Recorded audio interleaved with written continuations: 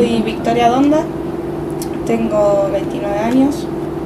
Yo empecé a militar cuando era chica y en el año 2003 se me acercó un grupo de abuelas y de hijos y me dijeron que había posibilidades que se dejen desaparecidos.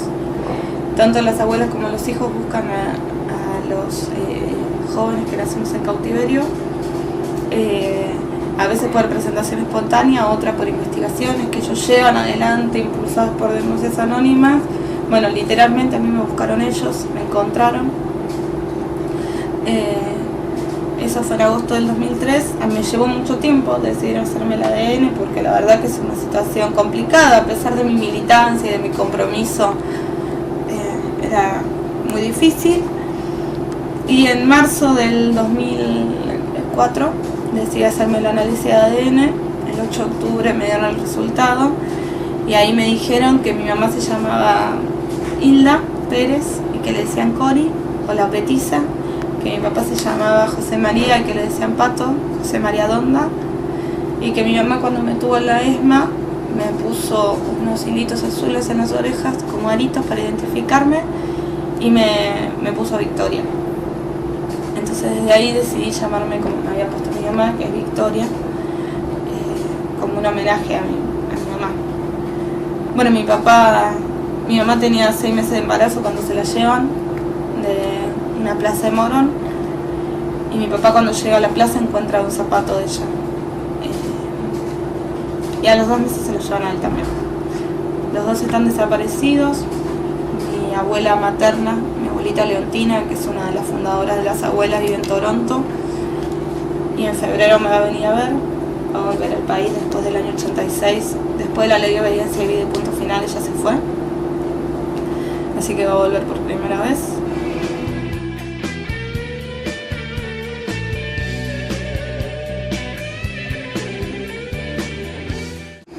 La política de derechos humanos realmente empezó a rescatar algo, un valor sin el cual no podemos construir una sociedad, que es el valor de la justicia. Porque si en nuestra sociedad nosotros realmente queremos construir algo que es superador, algo que nos dé felicidad, que es en definitiva lo que todos queremos, tenemos que tener un contrato social. Ese contrato social en la dictadura se rompió, porque se cometieron los delitos más atroces que conoce la humanidad. La forma de restablecer ese contrato social es con justicia. Y por eso, durante 25 años, las madres, los familiares, los hijos, pedimos en la calle que se anule la ley de obediencia de vida y punto final y que se pueda hacer justicia contra aquellas personas que utilizaron el Estado como aparato represivo. La verdad es que yo creo que con la anulación y la declaración de inconstitucionalidad de esas leyes logramos empezar a caminar un camino de justicia. Que nos falta mucho todavía, estamos de acuerdo, porque no solo tienen que ir los represores a la cárcel, porque hay que evaluar la responsabilidad también del sector político, porque hay que evaluar la responsabilidad del sector sindical sobre aquellos obreros desaparecidos, porque hay que evaluar la responsabilidad que tuvo la cúpula de la iglesia. Pero creo que es, por supuesto, un buen inicio. Creo que el valor histórico de ese proyecto político que encabezó esa pelea que dieron los organismos desde hace muchísimo tiempo, pero fue encabezada por Kirchner y por Cristina, bueno, da como resultado que realmente no, en estos 25 años de democracia fue el gobierno que nos empezó a devolver la justicia. Con lo que no quiero decir que ya está, que terminamos y que la tarea está cumplida. Quiero decir que falta mucho. Quiero decir que sin un programa de protección de testigos no podemos profundizar el proceso de justicia. Quiero decir que si no sale la ley de inhabilitación para que las personas que estuvieran implicadas en el terrorismo de Estado no puedan ocupar cargos públicos, no vamos a tener justicia real, pero estamos en un buen camino. Yo creo que estoy convencida, ¿no? Que no hay forma de representar a este pueblo si no es con un movimiento amplio y heterogéneo, porque el pueblo es heterogéneo.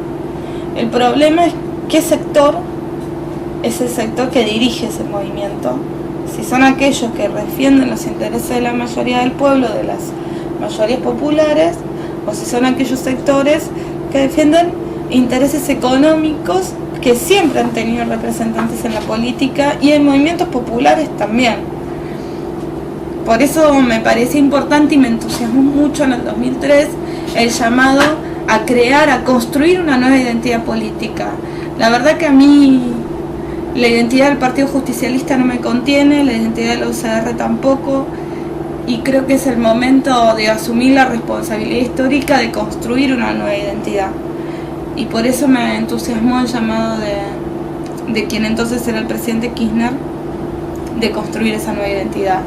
Y creo que a partir de que él asume la presidencia del Partido Justicialista, esa nueva identidad queda truncada y nunca terminó de nacer, porque quien nos llamaba a construir algo nuevo terminó siendo el presidente de una estructura jurídica que para mí ya no contiene las expectativas de absolutamente, bueno, por lo menos de lo mejor de este pueblo ya no lo contiene. Y eso es una diferencia que nosotros tuvimos con Kirchner, con el kirchnerismo. Yo hace poco estuve en Bolivia y la verdad que lo que se ve ahí es que existe realmente organización de base de la gente. Toda la gente está identificada con el gobierno, por eso Evo gana con el 70% de los votos, porque el pueblo se identifica con un proyecto político y se identifica porque es parte de ese proyecto político.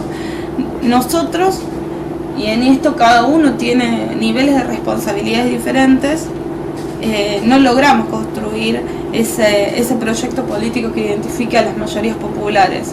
Entonces se termina, el Frente para la Victoria termina recostado sobre una estructura donde los personajes como Aldo Rico, como Curto, como Descalzo, como Tassé, son quienes siguen dirigiendo esa estructura. Yo creo que era bastante lógico que eso termine pasando. Y que el gran problema es que en el 2005, cuando tuvimos la posibilidad de construir una nueva identidad, no lo hicimos. Yo creo que la identidad se construye todos los días, y yo todos los días trato de construir mi identidad tomando decisiones, y siempre pienso si mi mamá y mi papá estarían orgullosos con esa decisión que tomo. Y trato de hacer eso.